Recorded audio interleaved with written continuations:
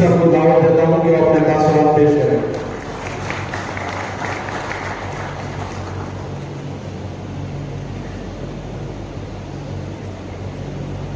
अस्सलामु अलैकुम व रहमतुल्लाहि व बरकातुहू।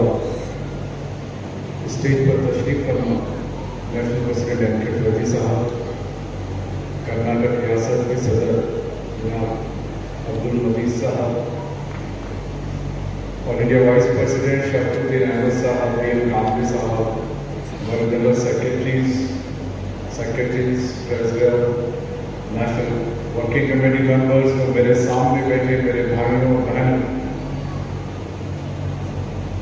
हम लोगों को आज आपके साथ आपके रूबरू होकर जो मसरत और खुशी हो रही है उसको बयान नहीं कर सकता, क्योंकि माशाल्लाह आप लोग बहुत मेहनत करके और ख़ास तौर पर जो मैसूर डिस्ट्रिक्ट की हम गाजीपुर 3 दिन से जो मेहनत देख रहे हैं, आपकी जो खिदमत है और मोहब्बत है, सबसे पहले मैं उसका बहुत तहे दिल से हमारे नेशनल कमेटी की तरफ से बहुत बहुत शुक्रिया अदा करता हूँ, बहुत मुबारकबाद देता हूँ आप सभी को आपके बच्चे।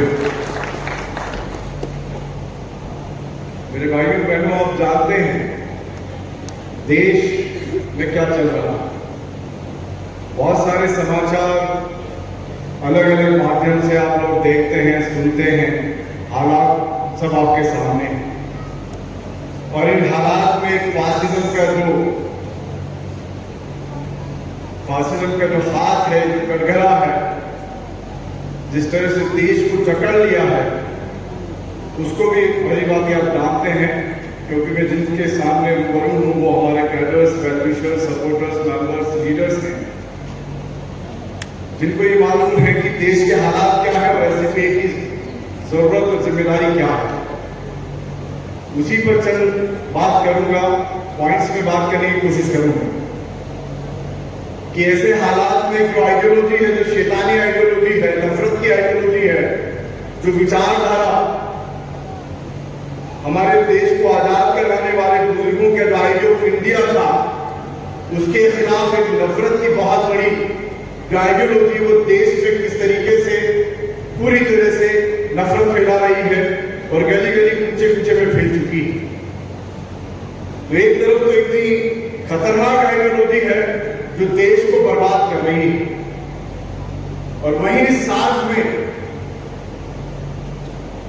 चंद फिरके हैं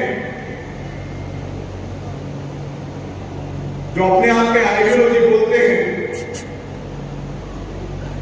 जो कि अपने स्वार्थ की, अपने लालच की, अपने आप को बचाने की राजनीति कर रहे हैं। कुछ लोग एनजीओ के नाम पर और कुछ बड़ी बड़ी पॉलिटिकल इंडस्ट्रीज के नाम पर, उसमें बड़ी बड़ी पॉलिटिकल इंडस्ट्रीज के मालिकों को आप जानते हैं, जिनके बूते पर हमारे देश की आवाम, खास तौर पर मुसलमान, एक उम्मीद भरी नजरों से देखकर कि ये लोग कुछ इंसाफ दिलाएंगे, आजादी से लेकर इतने सालों तक उनको आजमाता रहा है, जिनके मालिकों के नाम आपको मालूम है। देवेगौड़ा जी की इंडस्ट्री आप जानते हैं, मायावती जी की इंडस्ट्री को आप जानते हैं, ऐसी कई अलग अलग इंडस्ट्री को आप जानते हैं। सब एक एक इंडस्ट्री है, जेडीएस हो, जेडीयू हो, आरजेडी हो, बीएसपी हो, सपा हो, जिनका मकसद अपनी इंडस्ट्री चलाना है, अपनी फैक्ट्री चलाना है, उनको आजमाया। और एक लोग, एक फिरका वो है जो आपको डराता है, जो ये कहता है गब्बर सिंह किधर है, सो जाओ बच्चों, नहीं तो गब्बर सिंह आ जाएगा।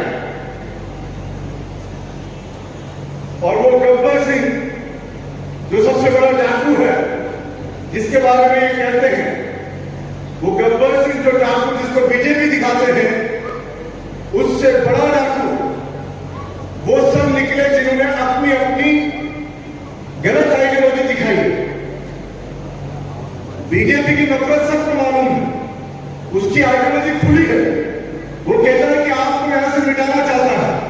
वो कहता है कि गोलवर्गन की आइडियोलॉजी है हमारी, पर जो थर्ड हमारा जो है पवित्र किताब है वो साफ कहता है। तो दुश्मन मालूम है आपको कि देश का दुश्मन कौन है। लेकिन जो डाकू लोग हैं जिनकी वो लोग पैरवी कर रहे हैं, वो सो कोड लफ्ज बड़ा कड़वा है, मुझे भी बोलते हुए अच्छा नहीं लगता है। वो जो दलाल वर्ड होता है, एजेंट वर्ड जो होता है, जो कहते हैं देश में अमन चाहते हैं, हम देश में ये चाहते हैं कि पीस हो, इसके लिए हम चाहते हैं बीजेपी रोके। और कभी कांग्रेस के नाम पर, कभी जेडीएस के नाम पर, कभी बीएसपी के नाम पर थोड़ा सेक्युलर पार्टी के नाम लेकर आपके और हमारे बीच में आते हैं। क्या वो लोग बीजेपी को रोक पाए? ऐसी कौन सी पार्टी है जिसके खिलाफ जिस पूरी आवाम ने बीजेपी के खिलाफ वोट दिया और वो पार्टी बीजेपी के साथ अलायंस नहीं किया? क्या आपकी जेडीएस ने बीजेपी के साथ अलायंस नहीं किया? क्या बसपा ने अलायंस नहीं किया? कौन सी पार्टी है? सेक्युलर चैंपियन बनती है ममता बनर्जी, क्या उन्होंने नहीं किया? सब लोगों ने उन्हीं लोगों के साथ जाके अलायंस किया। तो मैं ये कहना चाहता हूं कि जो माहौल हमारे देश में आकर खास तौर पर चुनाव के बीच में, क्योंकि पूरे 5 साल मेहनत कौन करता है? आप और हम मेहनत करते हैं, लेकिन इलेक्शन के टाइम पर कौन आके उसका मजा लेके जाता है? कौन लेकर जाता है? वो सोचना है। और मैं जो आपसे बात कर रहा हूं, ये उम्मीद के साथ कर रहा हूं कि इस खास तौर पर जो मैसूर और कर्नाटक है, उसके गली गली तक ये बात पहुंचाए कि अगर ये कोई कुर्बानी को देने के लिए तैयार है और जिनकी विचारधारा क्लियर है, जो साफ तौर पर कहते हैं कि अगर देश को बचाना है, देश को अगर इंसाफ दिलाना है, तो वो सिर्फ और सिर्फ social democratic party of India से हो सकता, किसी और से नहीं हो सकता। और उसकी बुनियाद यह है इंसाफ और अमन। जब तक इंसाफ नहीं होगा तब तक अमन नहीं आ सकता। और जब आप इंसाफ की बात करते हैं तो आपको संघर्ष की बात करनी पड़ती है, स्ट्रगल की बात करनी पड़ती है। और स्ट्रगल कांग्रेस साहब का अपना एक बात है वो, लेकिन स्ट्रगल खून और पसीने के बहाव बगैर नहीं होता। आप ये सोचें कि कोई भी संघर्ष घर बैठे हो जाएगा बिना कुर्बानी के। आप लोग हमारे देश में इंसाफ कायम कर सकते हैं, तो आप अपने आप को भी धोखा दे रहे हैं और अपने मजहब को भी धोखा दे रहे हैं, क्योंकि इंसाफ कुर्बानी मांगता है। और उस इंसाफ को अगर आप हासिल करना चाहते हैं तो उसके पहला लफ्ज जो social democratic party of India का है वो है भूख से आजादी। और हम ये साफ तौर पर कहते हैं कि देश के हर शहरी को उनका कोई मजहब देखे बगैर, जितने भी भारतीय हैं, इंडियन हैं, उन तमाम भारतीयों को जो आवश्यकता है, जो नीड है, और एक आवश्यकता को आप भूख बोलते हैं, रोटी, कपड़ा, मकान, स्वास्थ्य और शिक्षा। क्योंकि जब भूख जब आप देखते हैं या बेरोजगारी आती है या कोई महंगाई आती है, तो ये मजहब देखकर नहीं आती है, पूरे देश पर बेरोजगारी आती है और महंगाई आती है। तो ये जो भूख से आजादी है वो एक कहने मात्र नारा नहीं है, वो एक इंसाफ की लड़ाई है। और उस इंसाफ की लड़ाई के लिए तमाम जो किसान होते हैं, मजदूर होते हैं, दलित होते हैं, आदिवासी होते हैं, तमाम आते हैं, उन सबको दिलाने की हमारी जिम्मेदारी होती है। उस जिम्मेदारी को देखकर ये इंसाफ की लड़ाई आज social democratic party of India लड़ रही है। और ये तभी होगा जब आप लोग कुर्बानी के लिए तैयार होंगे। इसीलिए मैं बहुत की वाकई करनी भी है चंद बातों के साथ जो मैं बात करना चाहता हूं, क्योंकि मैसूर को एक बड़े बदलाव की जरूरत है और मैसूर के इस बदलाव से हमारी बहुत बड़ी उम्मीद है, जिसके बारे में आपसे बात करना चाहता हूं। मैसूर का बदलाव सिर्फ कर्नाटक के लिए नहीं होगा, मैसूर का बदलाव, मैसूर की मिसाल पूरे देश के लिए होती। हमने अब्दुल मजीद साहब को, हमारा नेशनल जनरल सेक्रेटरी थे लास्ट, उनको कर्नाटक प्रेसिडेंट ऐसे ही नहीं दिया, उनको फिर से मैसूर की जिम्मेदारी, यहां से लड़ने की जिम्मेदारी सिर्फ ऐसे नहीं दी। हमें उम्मीद है कि मैसूर से विधानसभा में जब जाएंगे तो उसका असर पूरे इंडिया के अंदर पड़ेगा। और ये विधानसभा जो आप यहां से लड़ना चाहते हैं, वो बगैर आपके ग्रास रूट के मेहनत के आप हासिल नहीं कर सकते। इसलिए अगर आप आने वाले 5 साल की जो मेहनत है, अगले अगर विधानसभा को अगर आप सक्सेस करना चाहते हैं, कामयाब करना चाहते हैं, तो आने वाले मैसूर के जो कॉर्पोरेशन इलेक्शन है, जो आपके यहाँ के लोकल बॉडी के इलेक्शन है, अगर उसमें आपने अपना कॉर्पोरेशन के अंदर अधिकार दिखा दिया और अपना चेयरमैन बना दिया, तो आप ये मान कर चलिए कि आप अपना विधायक भी बना देंगे।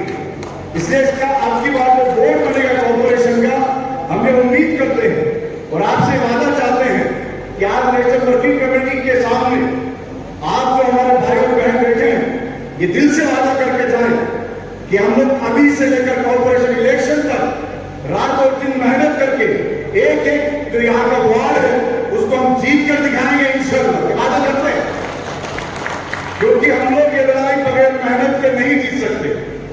महज बातों से, जैसा कि आपको पहले हमारे नेशनल प्रेसिडेंट ने बताया कि हम लोग बड़ी पार्टी हैं, लेकिन इलेक्ट्रल पॉलिटिक्स के अंदर अभी हम लोगों को लोग मान नहीं रहे हैं।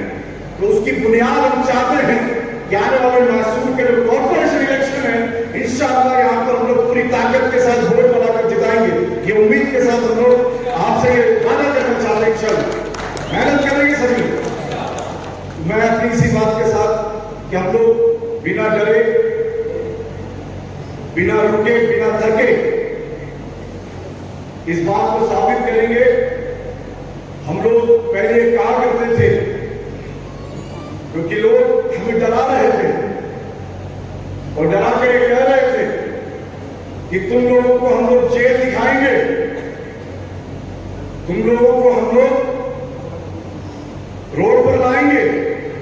लेकिन अल्हम्दुलिल्लाह आज हम लोग बोल रहे हैं, क्या बात है, ये डरे नहीं क्या? अभी ये सत्ताधारी लोग और फांसीवादी लोग आप लोगों को देखकर उनके दिल में ये बात आ गई है, ये क्या डरे नहीं क्या? इसका मतलब वो आज भी आपसे डरे हुए हैं और ये साबित करके हमने दिखाया। इसीलिए इस वादे के साथ, क्योंकि यहां आपके सामने जो बैठे हैं ये बड़े बड़े लोग हैं, ये जेलों में जाकर आए हैं, इनका जो सर्टिफिकेट है, महीनों जेल में जाने का सर्टिफिकेट है, ये किसी और पार्टी के पास नहीं